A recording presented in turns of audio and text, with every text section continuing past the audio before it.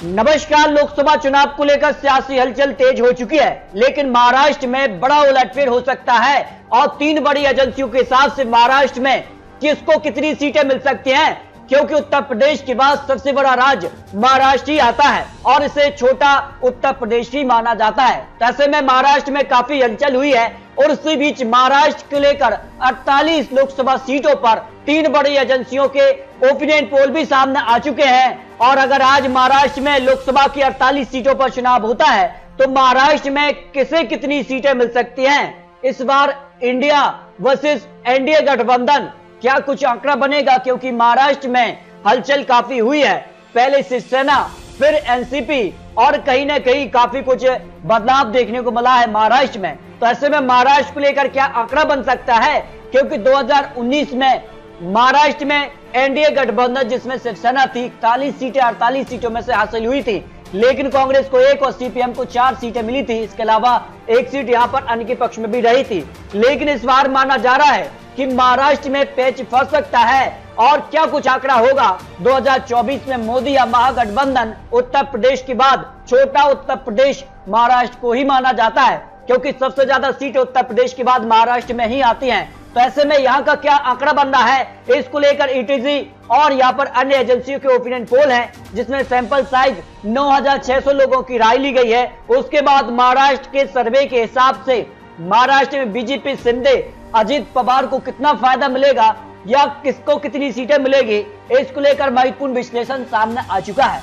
क्योंकि महाराष्ट्र में सियासी हलचल काफी बड़ी है और कई मुख्यमंत्री यहाँ बदले हैं। लेकिन आपको बता दें कि पहले शिवसेना में टूट हुई, उसके बाद एनसीपी भी टूटी है और अब काफी कुछ बदलाव देखने को मिला है। अब ये माना जा रहा है कि किस पार्टी का किससे गठबंधन हो सकता है, फिलहाल ये कहना काफी मुश्किल है। लेकिन लोकसभा चुनाव को लेकर 48 सीटों का जो चुनावी विश्लेषण है वो काफी चौंकाने वाला आ रहा है, क्योंकि बीजेपी तलाश 2019 के आंकड़ों को करना चाहेगी। इसको लेकर एनसीपी और शिवसेना में यहाँ पर बीजेपी में आ चुके हैं 2 दल, लेकिन क्या आंकड़ा बीजेपी को 40 से ज्यादा सीटें या 2024 में भी महाराष्ट्र में मिलेंगी, इसको लेकर काफी महत्वपूर्ण आंकड़े बन रहे हैं। बात की जाए सीट फॉर्मूले को लेकर, शिवसेना ठाकरे गुट यहाँ 21 सीटों पर चुनाव लड़ सकता है, जबकि एनसीपी से यहाँ पर शरद पवार करीब 14 सीटों पर, कांग्रेस यहाँ 13 सीटों पर चुनाव लड़ सकती है, जो 2024 को लेकर महागठबंधन का सीट फॉर्मूला तय हो सकता है। लेकिन बीजेपी पूर्ण रणनीति से 2024 की तैयारी कर रही है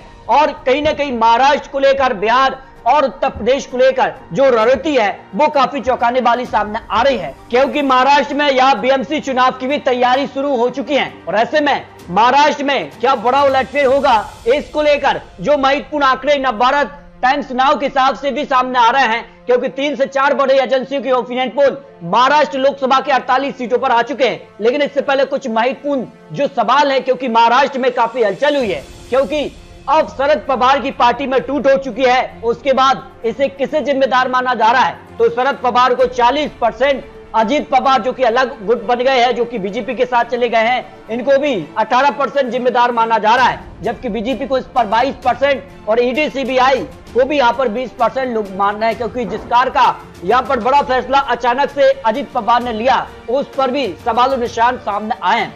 लेकिन सवाल है कि अजित पवार के पार्टी तोड़ने पर क्या कहेंगे लोग, क्योंकि जब भी इस तरह का बड़ा फैसला होता है तो उसके पीछे का कारण एक बड़े नेता की जब कहीं ना कहीं उसको साइड लाइन किया जाता है या उसको कहीं ना कहीं या अनदेखी की जाती है, तब बड़ा फैसला होता है। तो ऐसे में साइड लाइन थे, अच्छा किया, इस पर 43% लोग मान रहे हैं, क्योंकि उनका ज्यादा यहाँ पर पावर यहाँ दिखने को नहीं मिला रहा। ऐसे में अच्छा नहीं किया है, इस पर 45% लोग भी मान रहे हैं कि जिस कार से शरद पवार की पार्टी में टूट हुई है, इसको लेकर 45% लोग इसको अच्छा नहीं मान रहे, कह नहीं सकते, ऐसे 12% लोग आ जाते हैं। जबकि अगर बात की जाए अजित पवार के एनडीए में आने से क्या होगा, क्योंकि अब काफी यहाँ पर जो है दल सामने आ चुके हैं। एनडीए में 3 दल आ गए, जिसमें यहाँ पर शिंदे गुट, अजित गुट और बीजेपी। और ऐसे में अगर बात की जाए तो सीट फॉर्मूले को लेकर आपसी तनाव भी यहाँ देखने को मिल सकती है। लेकिन बात की जाए एनसीपी अजित को फायदा होगा, 25% लोग माना है। बीजेपी को इसका फायदा होगा, क्योंकि बीजेपी चाह रही कि 2019 के आंकड़े 2024 में भी मिले, इस पर 27% लोग माना है। महाविकास आघाड़ी को सिंपैथी वोट का फायदा मिलेगा, 48% कहीं ना कहीं सहानुभूति वोट मिल सकते हैं महाविकास आघाड़ी को, जिस कारण से यहाँ पर जो है अजित पवार ने यहाँ पर शरद पवार की पार्टी को तोड़ने का काम किया है। लेकिन बात की जाए तो अजीत पवार की एनडीए में एंट्री के बाद क्या समीकरण हो सकता है?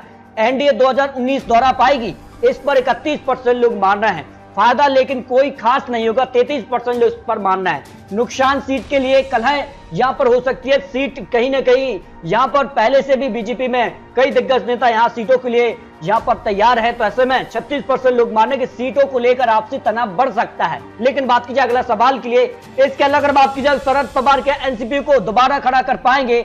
हाँ, सिंपैथी वोट उनके साथ होंगे। 53% लोग मान रहे हैं कि शरद पवार फिर से पार्टी को खड़ा कर सकते हैं।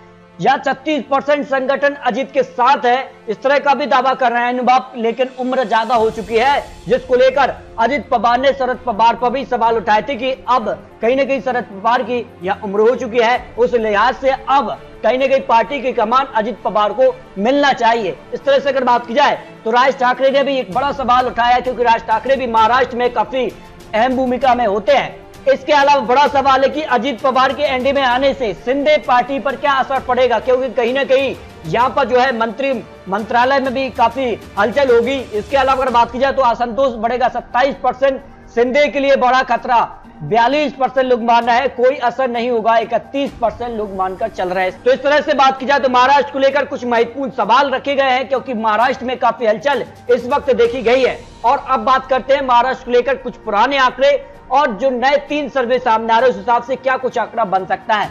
देखिए 2004, 2009, 2014 और 2019 में यहाँ पर किसी भी पार्टी को यहाँ पर एकदम से सीटें नहीं मिली है, चाहे बीजेपी हो या शिवसेना हो, एनसीपी या फिर कांग्रेस। देखिए 2004 में बीजेपी ने 13 सीटें हासिल की थी, आंकड़ा 2009 में भी 13 सीट, 2014 में 23 सीट और 2019 में भी 23 सीट बीजेपी के पक्ष में रही थी। भाई कांग्रेस की बात की जाए तो 2004 में 13 सीट, 2009 में 17 सीट, 2014 में 2 सीट और 2019 में 1 सीट, यानी कांग्रेस लगातार सीटों में गिरावट देखने को मिली है महाराष्ट्र के अंदर, जबकि बीजेपी ने यहां पर ग्राफ बढ़ाया है।